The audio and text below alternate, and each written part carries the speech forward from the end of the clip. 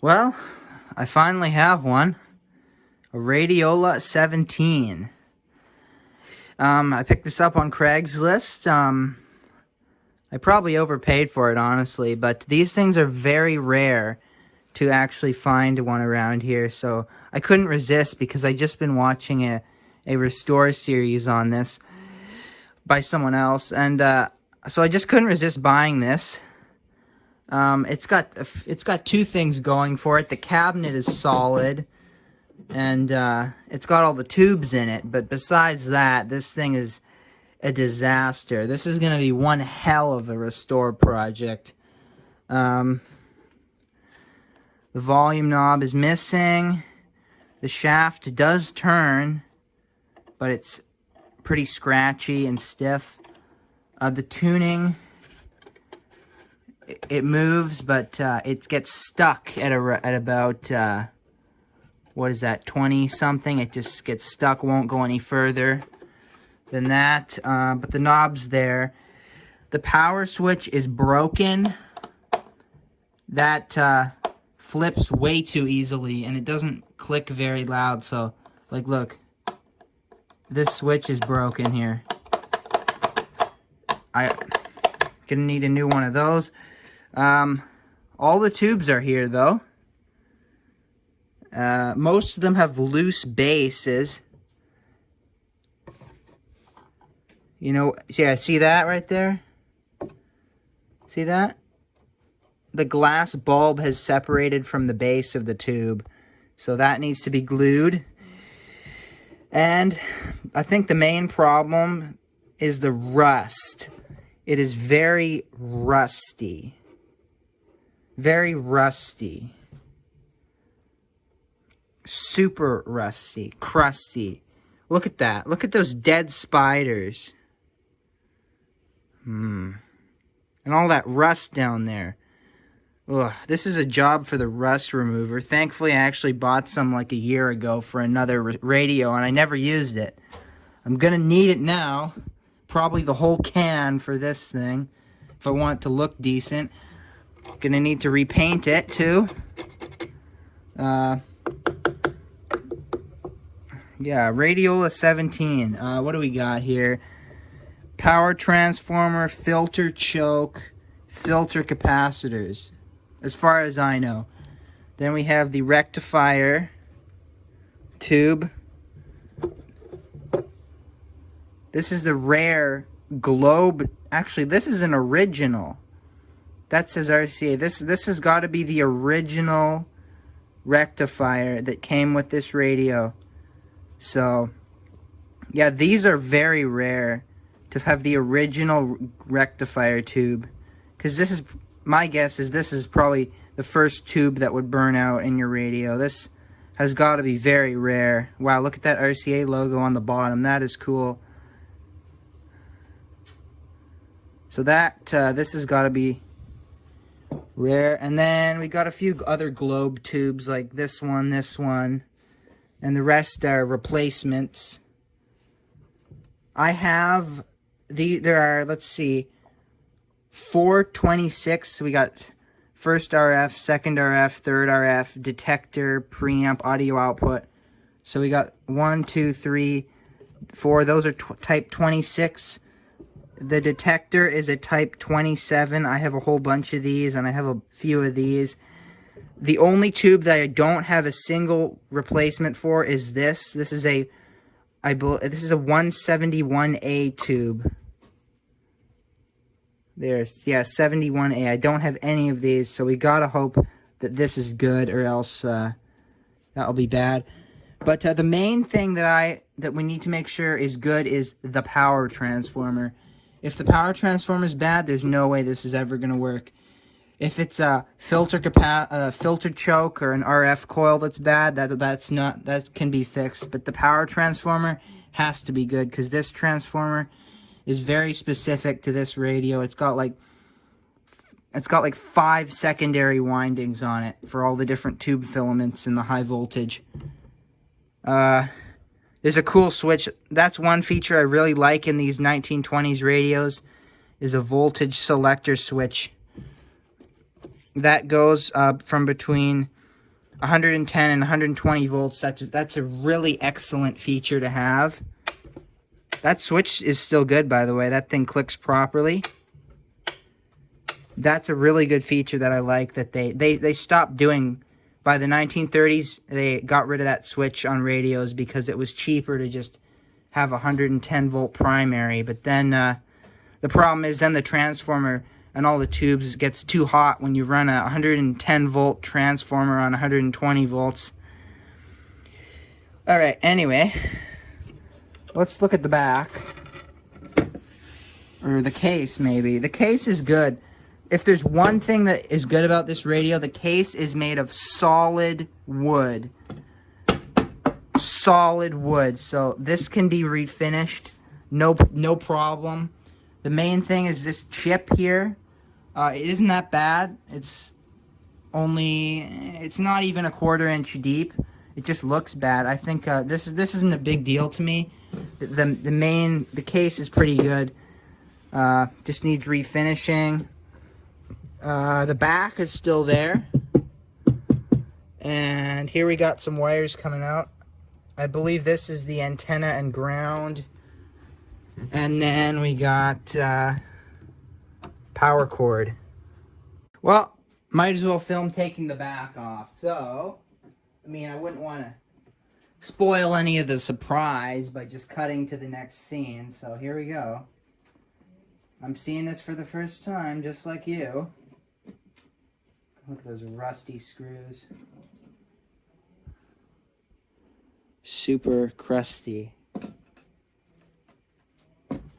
Oh, this next screw is just turning to dust. It's really in there.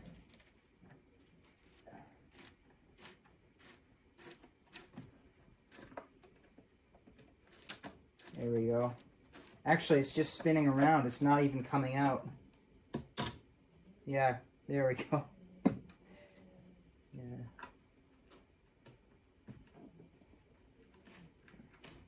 The wood is all... The back panel's made of plywood. It's all coming apart.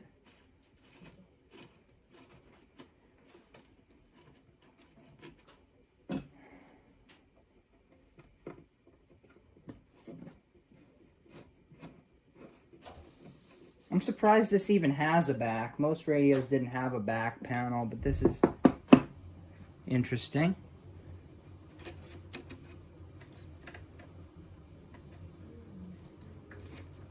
Oh yeah, crusty. Just each turn of the screw is going crunch, crunch, crunch. Another screw that's just spinning around, not actually coming out. Maybe the wood's rotten.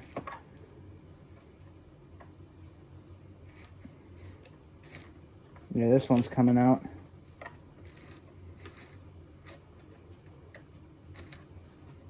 There we go.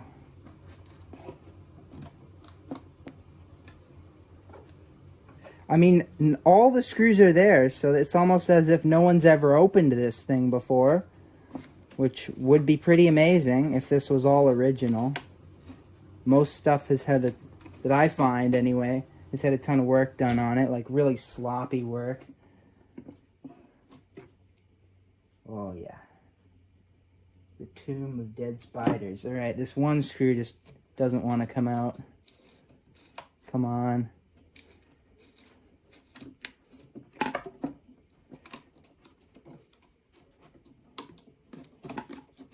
Well.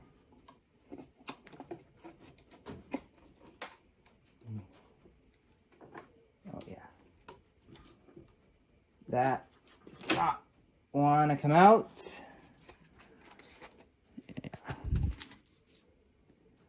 Yeah. Yep. That is some crusty ass rotten wood. Yeah. I might have to make a new back panel. I can make one out of plywood because is this even worth the time trying to save? I mean, look. That's going to take a lot of work if I want that to be straight. I'll probably just make a new one. All right, let's see here. So, speaker outputs. I thought they would be here. because I saw another restore video by someone else on the same radio, and the speaker outputs were here on the power supply chassis. But on this radio, the speaker outputs are right there. That's why there were 2 little holes drilled in the back panel. I thought that was for, like, adjustments, but this is a TRF radio. It wouldn't have no adjustments. It smells funky in the back of this. And, yep, I would call that original. I declare this radio all original because it has all the crust and nasty stuff.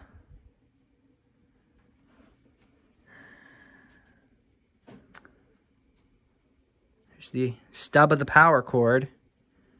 Now I'm going to do something that some of you guys are going to cringe at the thought of.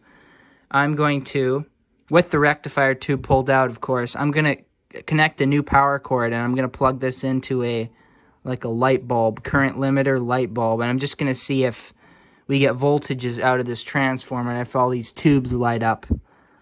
I mean, I'm sure, the power switch might be broken, but might as well try before I start tearing it all apart and disturbing the beautiful layers of dust and crust. I tried to test for continuity across the power line, but the power switch is in fact open. So now I have no choice but to open this thing up. So, well, that'll be fun. I mean, look at all the crust. I might as well just grab the vacuum cleaner and the paintbrush right now. Here's looking at the screw terminals that connect the power supply to the radio, and I'm just gonna have to undo all these screws to hope these screws aren't too corroded for my tiny screwdriver. Oh yeah, these screws are like frozen solid. Oh, well, the first one was. And that one is, oh, there we go. Just got to break it free and hope the terminal strip doesn't break. I bet these screws haven't been undone since 1927.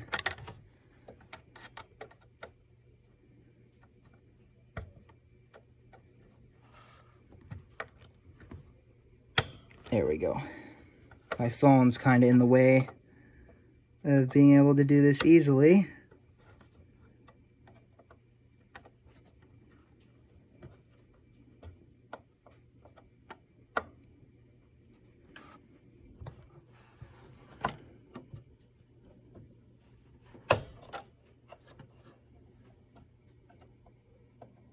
Alright, I have taken the one knob off. I took all the tubes out, and I actually, amazingly, managed to loosen all the screws for this terminal strip that connects the chassis to the power supply. So this thing should just come out.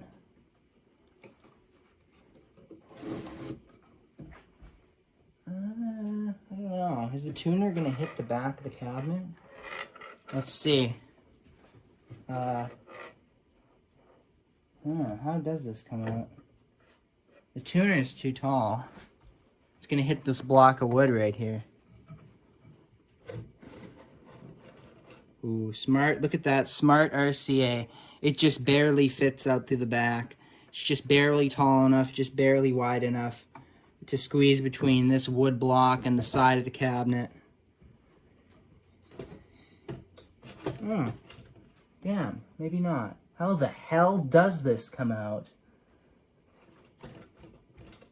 Jeez. Really, RCA? Come on. Maybe it comes out endways like this. Here we go. I'm just trying not to grab onto all the nasty... Oh, yeah. Oh, yeah. There we go. There it is. Alright, put that down over here. And it's actually not that crusty under there. Incredible. Oh, yeah. Oh, yeah. It's not that bad. I was expecting much worse, actually. Just gonna dust it out with my paintbrush. These wires here go to the dial lamp, which is missing, by the way. There we go. Let's take a look at it. Here it is. Here it is. Yeah, this is going to take a lot of work. And you know what's amazing, though? This output transformer, the paint is actually still great on it. Yeah. Huh. It doesn't look like this will be too hard to get apart because obviously I'm going to have to take this tuner off so that I can remove the rust. But this tuner is held on with, what, one screw there, two screws at the front, and how many wires? 1, 2, 3, only 4 wires going to it. So this tuner will be easy to get off.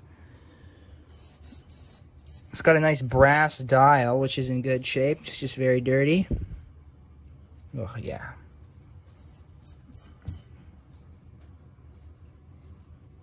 It needs oil, definitely.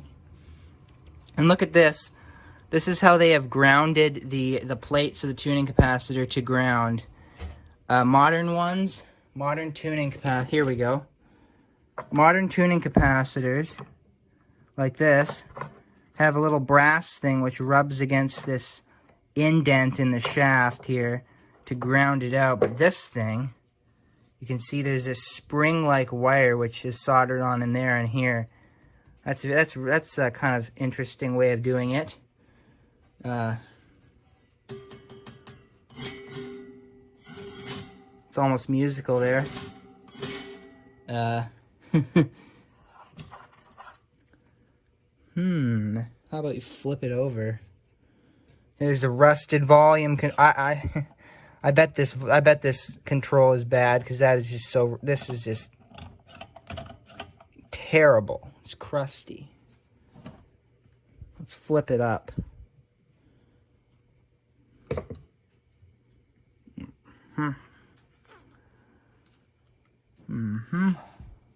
Well, the good news is there's not much in here. Hope all these coils are good. I'm sure I could rewind these if one of them was bad, but still. It's 3 RF coils and 2 transformers. 1 transformer there and 1 on the top. And here's that control. It's just like an exposed, like a wire wound thing. Like, not even a carbon one. It's just a... Yeah, that is super crusty. And then this box, I bet this has capacitors in it. It just looks like a capacitor. And it's got a whole bunch of wires going into it. Yeah, that's gotta be a capacitor. Look at that. That resistor is just red. It's only one color, huh? I almost bet it still works. Like, if the power supply is good, I bet this still works, because it's just so simple. Right. Took some work to get the power supply out. This is why. Yeah, I was thinking I was going to have to drill the screws out for a minute there, but I actually got them out. So here's the power supply. This has got to be like half the radio's weight. This thing is so heavy. It's just the power supply. The power switch is not mounted on the chassis. It's just a switch floating in the air. That should be easy to replace. If I can find something that looks similar. Alright, let's flip it up.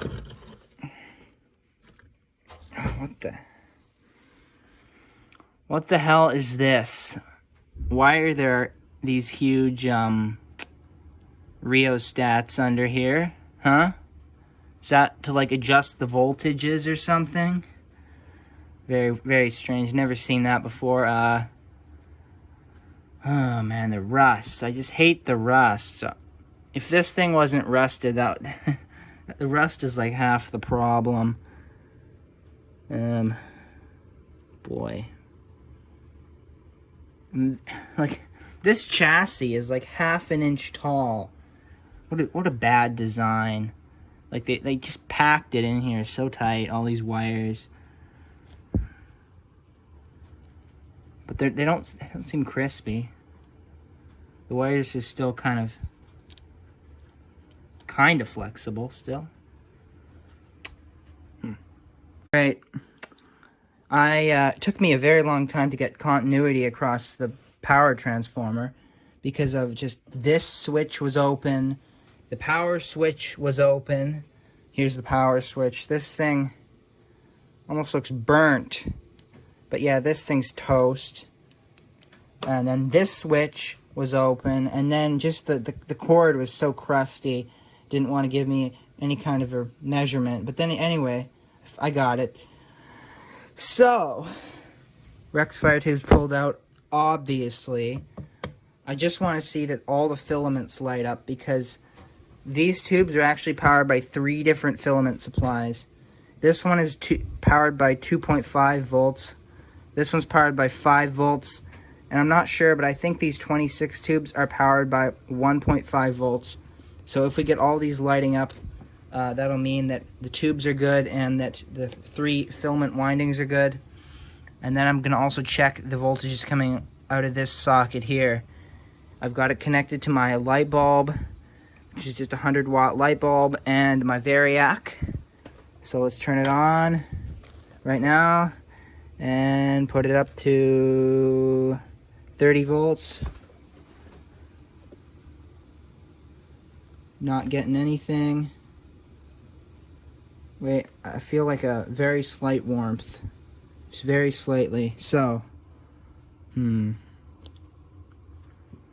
we'll keep going because this thing isn't like, there's no short circuits.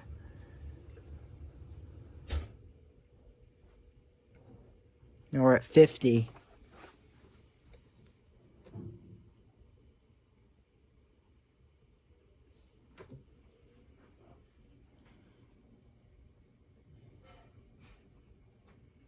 Nothing yet.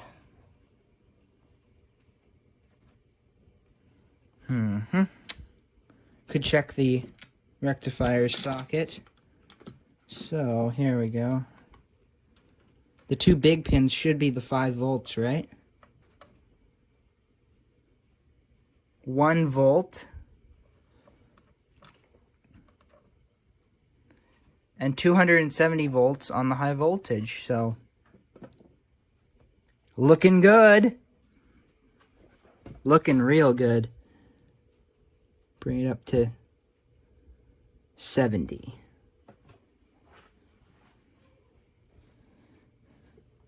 No vacuum bulb illumination yet. Might have to turn the lights off for that. Could be bad tube sockets as well, because some of these were actually rusty. Some of these pins actually had rust on them. But we'll see. Bring it up to 90.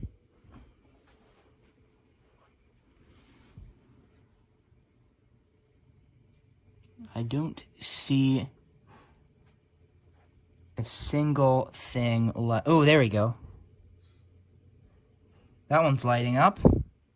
That's the 2.5 volt detector tube. And this one's lighting up. This is the audio output.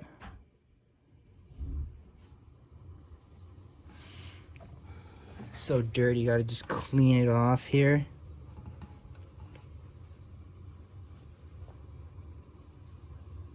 I don't see anything out of any of these 26 tubes yet, so I'm just going to keep going. We're only at 90 volts, and this is on the 125 volt setting right now, so do it up to 110.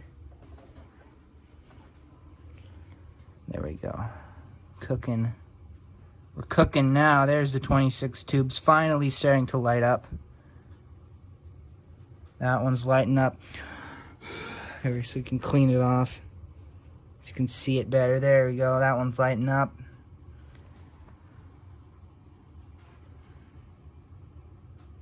I don't know. whatever. Most of them light up, so that's a good sign. Let's check the rectifier tube for the 5 volts and the high voltage again. All right, let's measure the rectifier tube voltages.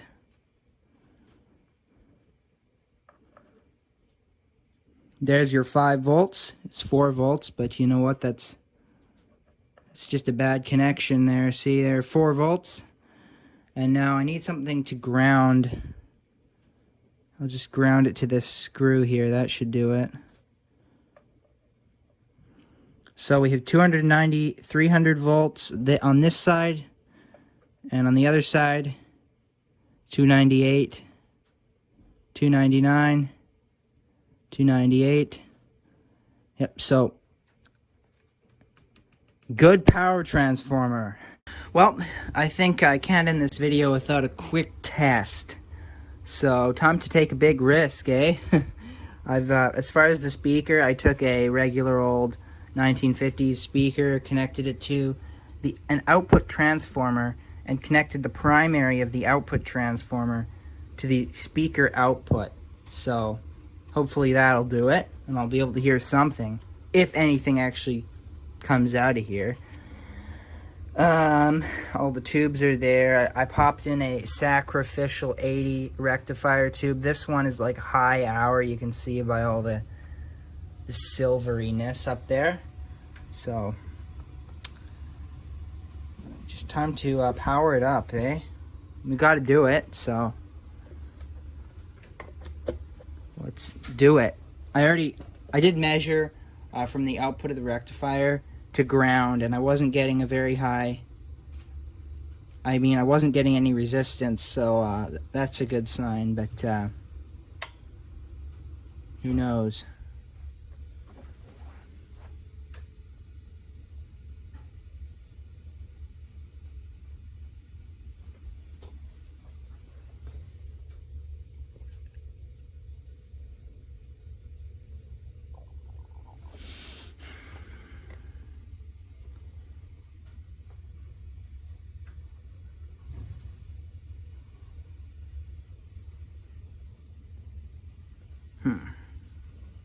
Oh yeah, gotta turn the volume up. Or, yeah, no, it's all already all the way up. Not that I think it's gonna work. I think I'll be lucky to get some hum out of the speaker and not smoke.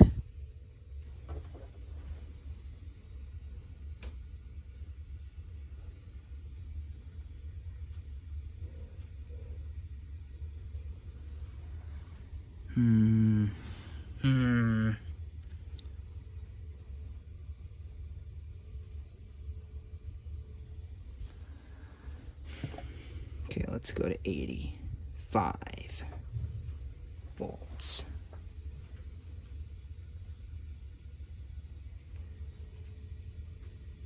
I hear a slight hum out of the speaker. I don't know if you'll be able to hear this, but here we go. Can you hear that? I hear a slight hum. Just a really slight hum.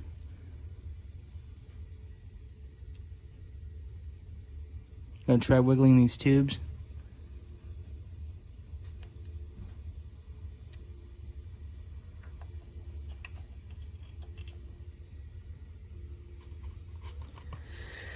Well, it's...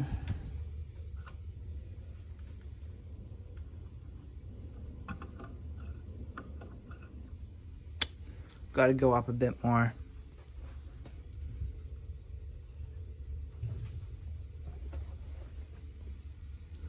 The light bulb's getting a little bit warm, but I'm not worried, because this would be lit all the way up if there was a short. So, I think it's good. I think things are all right here.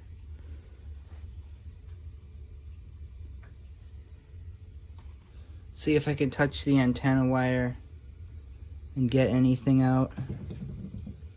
Let's see.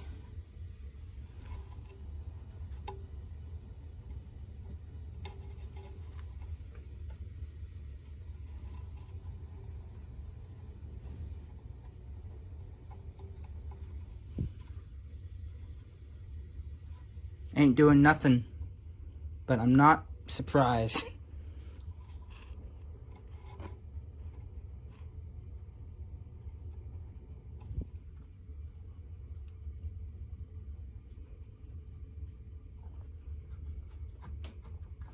Yeah, that's a loose one. Who knows?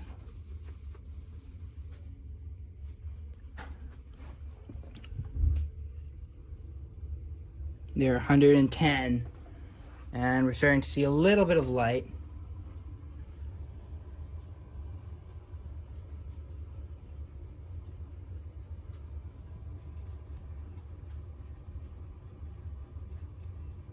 And here's some hum.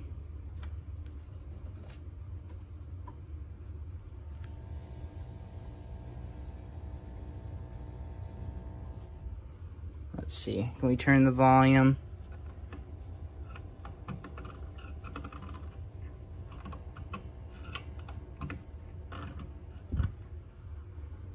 Let's see. Oh, it's doing something. I heard a crackling as I move that around.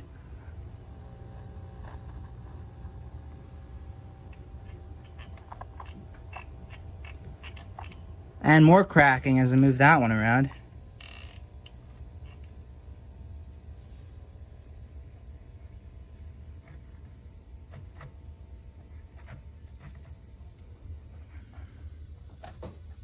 Just trying to see if we can't get it to do something. Well, I didn't get it to work, but I'm gonna call that it. That's the end of part 1. So stick around for part 2, eh?